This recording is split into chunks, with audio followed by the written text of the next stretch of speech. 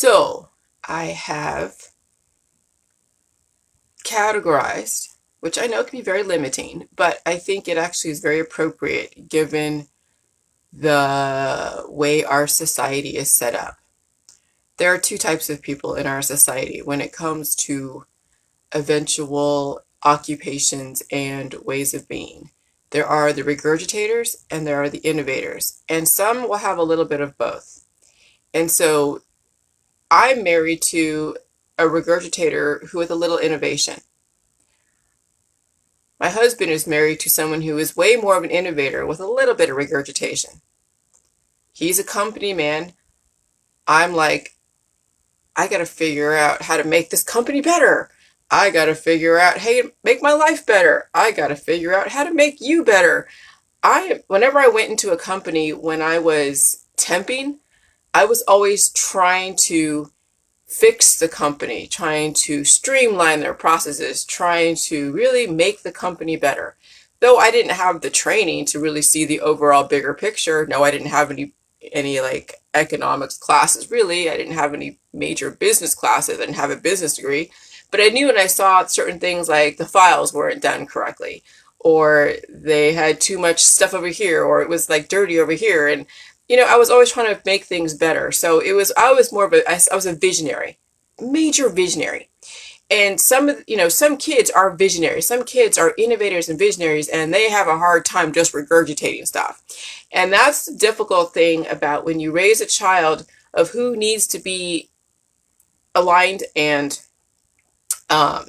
adapting to a system that mostly is full of regurgitators. And they're like an innovator, because innovation can be very unpredictable. And so are the kids can be unpredictable sometimes, and so could their occupations or where they might end up.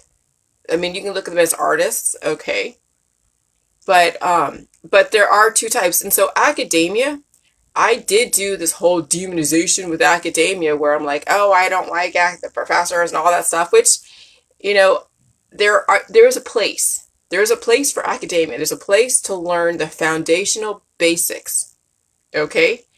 And then, yes, what academia needs to actually have as a little disclaimer is that when you get out of general education, we're going to actually brainwash you into a specific career field that you're going to choose to gear towards the market, to gear towards how we want you to think. And so if someone has a little innovation, they actually have to leave academia. And they do. That's why I mentioned that, Steve Jobs and Bill Gates and Mark Zuckerberg and other innovators of our time, they had to leave their college at some point. Some said, okay, Steve Jobs left the college like right in the first beginning. He went to a really expensive college, and then he went to actually some of the local colleges in my area back at the time. There's like De Anza College over there in Silicon Valley and other colleges, to where it was a bit, it was less expensive. And so, but he didn't get a degree. Neither did Bill Gates, and neither did Zuckerberg. Okay, and so this is very important for those that have children. You don't know what kind of spark. I mean, the ones that are hard to control, they have a spark of innovation, and you hope you can channel it correctly. But I did play that game of playing both sides, because I didn't really know. I hated academia, but we need academicians or whatever. We need people who study stuff to understand the full big picture. But we also need visionaries. We also need innovators. And so this is probably why there's a conspiracy world, because the conspiracy world, there are people who see the bigger picture, and they're visionaries too, and they're like looking at the mainstream sheeple, whatever, right? It's like, oh my God, you guys are regurgitators. And so this is what you are probably, as all of you guys that are like, oh gosh, people who don't put their head in the sand. It's not that they're putting their head in the sand, it's just the fact that they were trained to regurgitate. But you need them. Those are the people that are reliable in our society. Those are the people that go to work every single day, despite all the crap that goes on. They're the people that that you can be like, okay, I want to be a visionary and I want to go and create, but I really don't want to work at this crappy job. So you can go do that crappy job and I'll go and create and have my vision. And And those that allow you to do that. That's what I've finally figured out, okay? Because, and there's nothing wrong with it, but we can't have the people who are regurgitators, clamp down on the innovators. So there has to be a quid pro quo. And we have to recognize both sides. And so, yeah, you saw the regurgitator establishment, like Dr. Phil and BuzzFeed and Newsweek and Daily Mail and all those people, Pathos, whatever, completely strictly regurgitators, not really innovators. I mean, yeah, you're writing, so you think they'd be innovative in writing. No, you can still regurgitate, you can write very well and regurgitate and not really be innovative and not recognize innovation for what it is. And so, yeah, I definitely experienced the regurgitators that, attack the crap out of me. And so this is my book is going to give room for the innovators, for the visionaries who will have a thought process that's going to be completely outside the mainstream media. And maybe they're not the ones that, maybe they finally, with this unemployment and with all the new changes, they're going to be the ones that don't want to go work at that crappy restaurant that's going to pay them maybe even $15 an hour, but everything else is going to, is going to go up. And so maybe they want to go into school or find something different where they can start innovating, and they're tired of working and being a regurgitator every single day. You want eggs, green eggs and ham? Okay, all right, green eggs and ham. And that's a regurgitator, right? Which is fine. We need them in our society, but not everybody is geared towards that. Not everybody is built for that. And you must give them room and give them leeway and give them a platform. Okay? And so that is the split in our society. That is the Democrat versus Republicans. That is like all the conflict. Is we have several types of people. Now with the J juice, you will learn how to do both, and you might even be strong in both. Like, actually, I can regurgitate very well, very succinct concepts, and even my own concepts that I created. And I can also innovate. I could put together words, I could put together ideas that are new, that create a new landscape and a new architecture, a new infrastructure type of thing. And so imagine if someone is able to do both, but not everyone is going to do jelly juice. And so if you realize not everyone's going to do jelly juice, then there's going to be two types of people. They're going to try to innovate the best they can up to a certain point, given that their predispositions. And there's going to be people who are going to regurgitate. They're going to be the reliable people in our society. Okay? And they have a place too. The sheeple, the ones that are not woke, the ones that want to go get all their things, those are the people that you need. That's what's going on, is we are seeing visionaries attack the people who are the ones that are the backbone of our society. And so I finally understood, and I finally got it, because I'm married to a regurgitator with a little bit of innovation. And I am relying on him to keep my foundation relatively good so I can vision, I can create, I can, innovate, I could convert, and I can, be this experience and be this thing that I want to be. And he loves doing what he's doing. Not that he loves it, but he has, he loves it enough, or he wouldn't be doing it. And so that's what so that's really how we need to see our friends and family. How we need to see the people that we call our opponents out there, the sheeple, the ones that are not woke, okay? And if you can look at it from that point of view, and you can appreciate people's choices and people's belief systems, people's, whatever predispositions, and you can still give them a choice, and if they still choose to do whatever, then you honor it, and you realize they also are contributing something to society. Okay?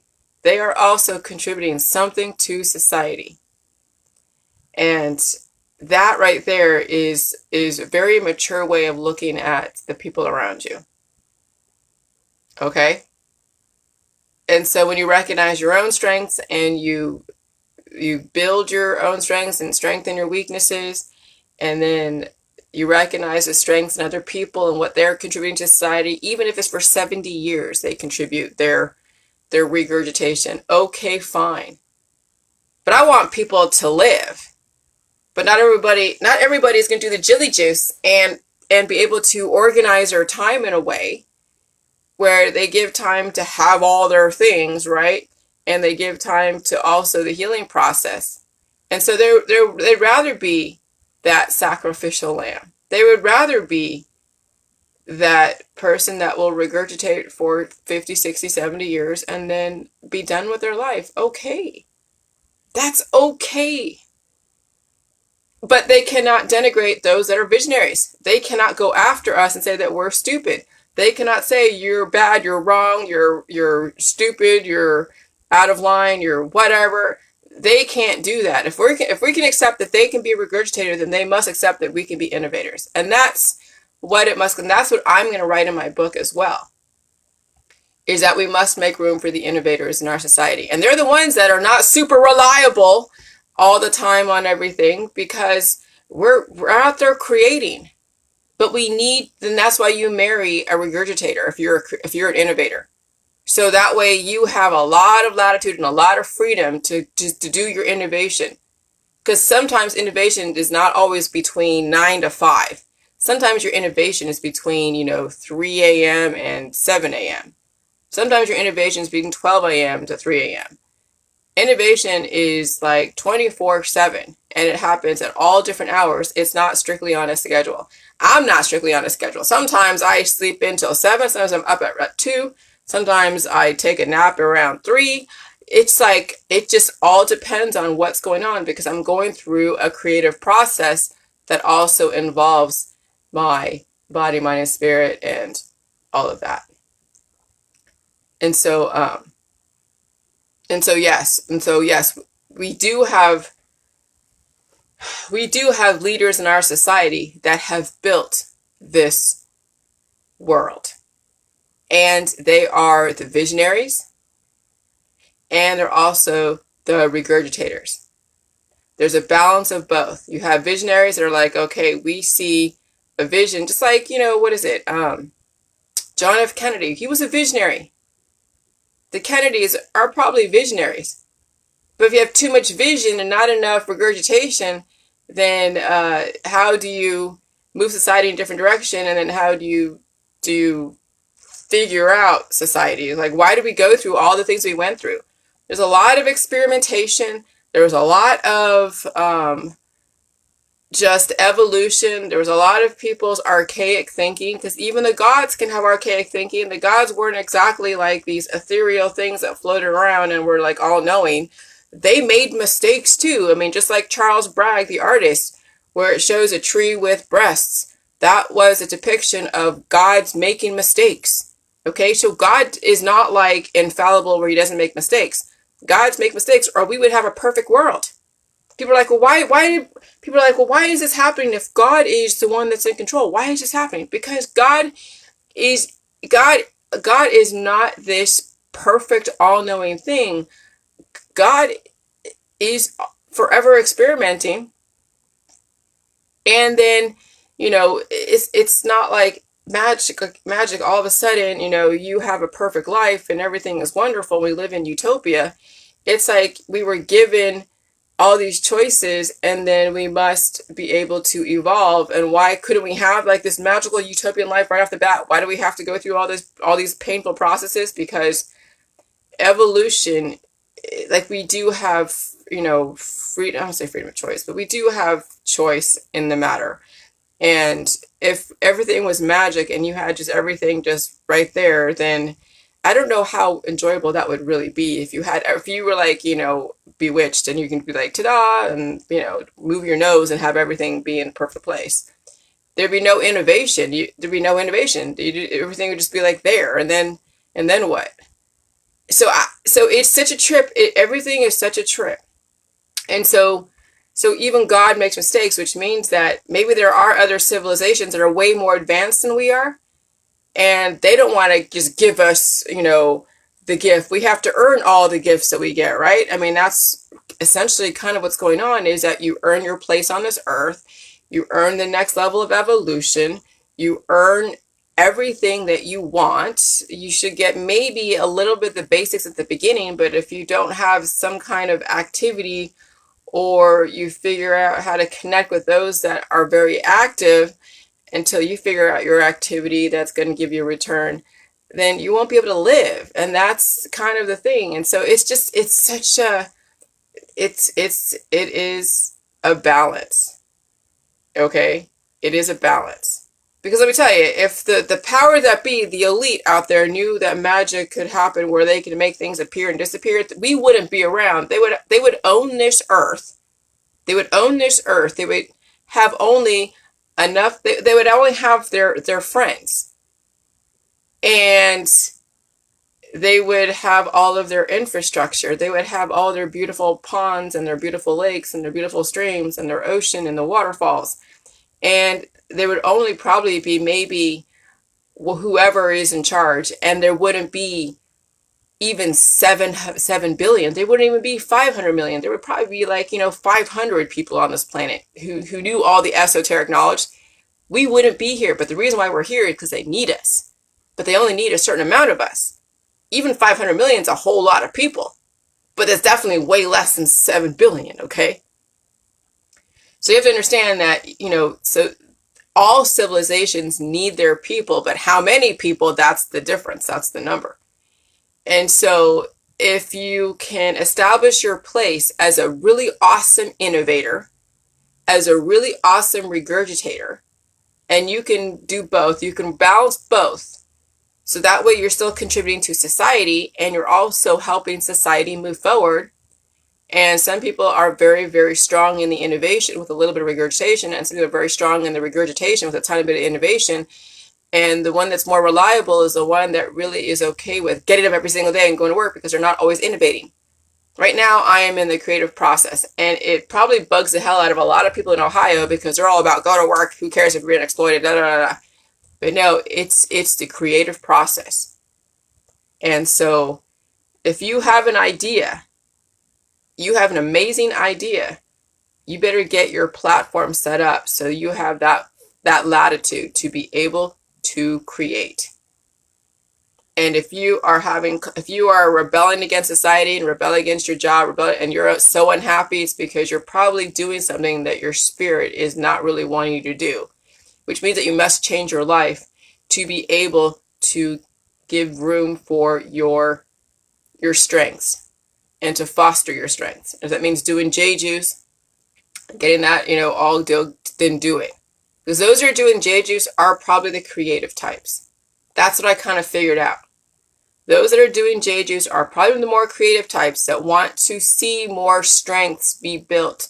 They want it. They are the ones that are risk taking. They are going into an unknown, and innovators go into an unknown. They risk take. They gamble.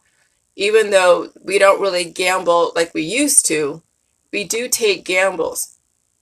Okay? With our words, we take gambles with our relationships. I gamble all the time when I am pushing some of my people who are very close to me. They're like, that I know can be fragile on some end, but I know that if I push a tiny bit, maybe that helps me evolve as much as it helps them.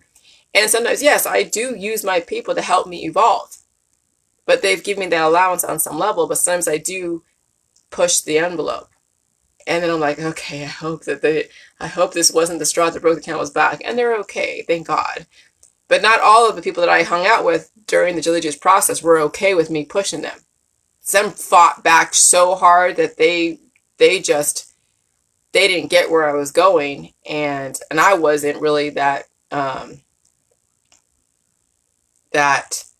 self-aware to be able to say it in a way because I was still evolving, and so it just wasn't going to work. And so if you stick with me, then you can actually be around for my evolution. If you give up during my process because you don't like how I speak or how I say things, then yeah, you weren't meant to stay in the evolution, because it's not always going to be pretty. I'm not always going to say things in the most flowery, diplomatic way. And so that's part of the creative process, is that it's going to be a little bit unpredictable. Okay? And so the regurgitators are very predictable. They're very reliable. And so recognize the strength in the regurgitators. Recognize the strength.